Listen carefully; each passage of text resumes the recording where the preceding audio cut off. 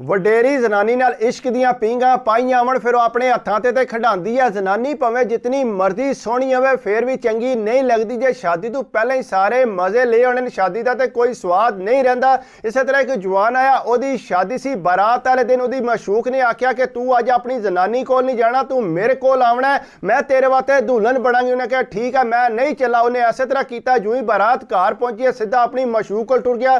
जनानी जी है घर इंतजार करती रही, बेचारी ने पूरी रात बह के कड़ी, हो सकता है हूं जना आ जाए लेकिन वो कौन आया। सुबह के टाइम से जिसले घर पहुंचा, घर दे पूछा कि मुड़िया कित्थे रह गया, कहना मैनू नौकरी ते एमरजेंसी जाना पै गया सी। अगों उन्होंने कुड़ी नूं समझाईने कि पुत्तर ना फिक्र कर, इहदी नौकरी इस तरह दी कई बारी राती टुर जाता है, कई बारी दिहाड़ी टुर जाता। घरदियां दी अखां 'च नमक पाया सी क्योंकि वो तो टुर जाता, मशूक राती जाके उत्ते सुता रहिंदा सी। वो इस तरह करते खरा पूरा महीना गुजर गया। महीने बाद कुड़ी अक के बोली उन्होंने घरदियां नूं आखदी कि गल सुनो, तुहाडा मुड़ा ते पूरे महीने सिर्फ 2 बारी राती मेरे कोल आके सुता है, किहड़ी नौकरी करदा जिहड़ा इहनूं घर टाइम नहीं मिलता। उन्हें आख्या पुत्तर इहदी नौकरी इस तरह, तू फिक्र ना कर, तू टेंशन ना लै, अगू ये ठीक हो जाएगा।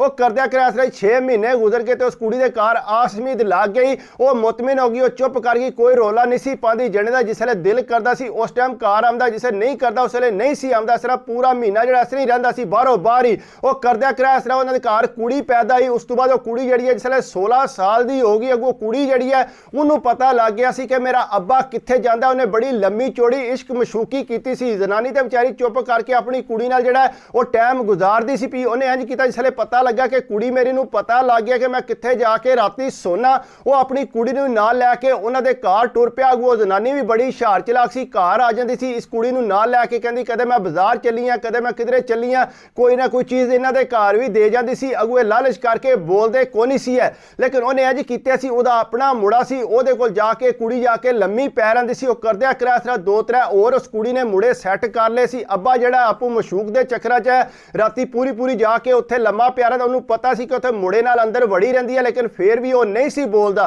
वो इस तरह करदा जा कि कुड़ी दे घर जिहड़ा आस उम्मीद लग गई। मां नूं पता लगा ते मां ने रोला पाता, प्यो नूं दस्सिया कि इस तरह जिहड़े साडी कुड़ी है कोई काम करदी फिरदी है, सानूं नहीं पता है किहदा। उन्हें आख्या ना फिक्र कर, तू ज्यादा परेशान ना हो, लोकां रोला ना पा, चुप करके इहनूं डॉक्टर को लै जा, जाके जाया करा। उन्हें आख्या किस तरह दा तू प्यो है, अगू कोई गल नहीं करदा पिया, इंज कर पहला इहदे कोल पुछ ते सही है किहदा सिर राम दा। अगू बोले को उन्होंने कहा चुप कर, ज्यादा रोला ना पा, चुप करके इहनूं डॉक्टर को लै जा, आपे बाद च गल करा। वो जनानी ने चुप करके डॉक्टर को लै गई, जाके जाया कराया, जाया करा के इसले घर आई। फिर उन्हें आख्या पुछ ते लै कुड़ी को, आख्या तू छड़ दे जो भी गल है, हुण मजीद गल नूं वधाउण दी जरूरत को नहीं। वो इस तरह है कि गुआढ़ी जनानी इन्हां दे घर है, उन्हें आख्या कुड़िए तू ते बड़ी बेशरम है, तेनू ते कोई शर्म नहीं आउंदी, असां ते सोचिया सी कोई तू शरीफ कुड़ी होवेंगी, अपने जने नूं समझाया। उन्हें आख्या हाला की होया, किस तरह दीयां गल्लां पे कर। उन्हें आख्या तेरा जना जिहड़ा राती दिहाड़ी उधर वड़िया रहिंदा, होर छड़ के तेरी कुड़ी भी वड़ी रहिंदी है, तेनू शर्म को नहीं आउंदी। उन्हें आख्या हाला राती जिहड़ा जना मेरा काम ते जांदा, होर उन्हें किधर जाना। उन्हें आख्या काम शाम ते नहीं जांदा, उत्थे जाके फलानी जनानी को लम्मा पिया रहिंदा, तेरी कुड़ी भी उन्हां दे मुड़े नाल जाके उत्थे लम्मी पई रहिंदी है।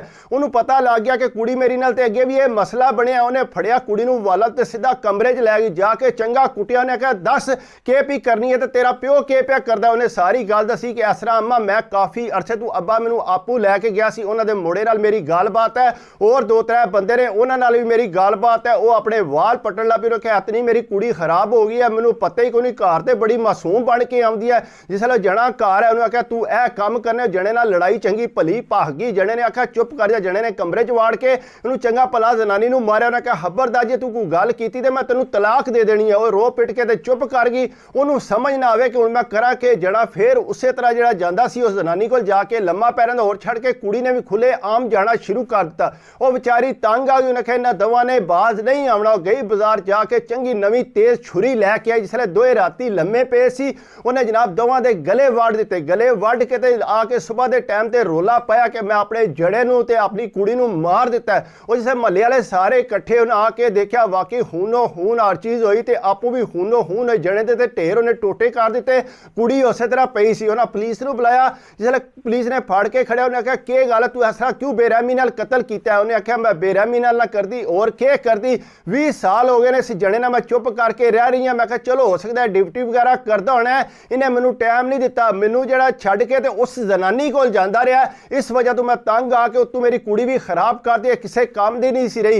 इहदा हुण इत्थे दुनिया ते रहने का मकसद नहीं सी बनदा, इस वास्ते जिहड़ा इहदा मैं गला वाड़ दिता, कुड़ी नूं भी मैं मार दिता। पुलिस उहनूं फड़ के लै गई। जिसले उत्थे खड़ी ਨੇ ਉਹਨੂੰ ਚੰਗੀ ਭਲੀ ਸਜ਼ਾ ਹੋਈ, ਲੇਕਿਨ ਉਹ ਕਹਿੰਦੀ ਹੈ ਕਿ ਮੈਨੂੰ ਇਸ ਚੀਜ਼ ਦਾ ਕੋਈ ਪਛਤਾਵਾ ਨਹੀਂ ਕਿ ਮੈਨੂੰ ਜਿਹੜੀ ਆ ਸਜ਼ਾ ਹੋਈ ਹੈ। ਮੈਂ ਹੁਣ ਇਸ ਗੱਲੋਂ ਮੁਤਮਿਨ ਹਾਂ ਕਿ ਮੈਂ ਆਪਣੇ ਜੜੇ ਨੂੰ ਮਾਰ ਦਿੱਤਾ, ਆਪਣੀ ਕੁੜੀ ਨੂੰ ਮਾਰ ਦਿੱਤਾ, ਕਿਉਂਕਿ ਉਹਨਾਂ ਦੀਆਂ ਹਰਕਤਾਂ ਠੀਕ ਨਹੀਂ ਸੀ ਹੈ। ਜ਼ਾਹਿਰੀ ਗੱਲ ਹੈ ਜਿਸ ਵੇਲੇ ਹਰਕਤਾਂ ਠੀਕ ਨਹੀਂ ਹੋਣਗੀਆਂ ਤਾਂ ਜਨਾਨੀ ਨੇ ਤੰਗ ਆ ਕੇ ਇਹ ਕੰਮ ਕਰਨਾ ਹੈ।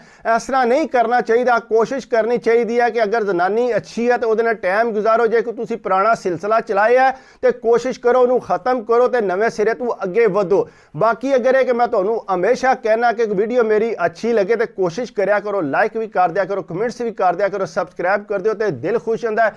ਬਾਕੀ ਦੁਆਵਾਂ 'ਚ ਯਾਦ ਰੱਖਿਆ ਕਰੋ, ਆਪਣੀ ਸਿਹਤ ਦਾ ਖਿਆਲ ਰੱਖਿਆ ਕਰੋ। ਅੱਲਾ ਹਾਫਿਜ਼।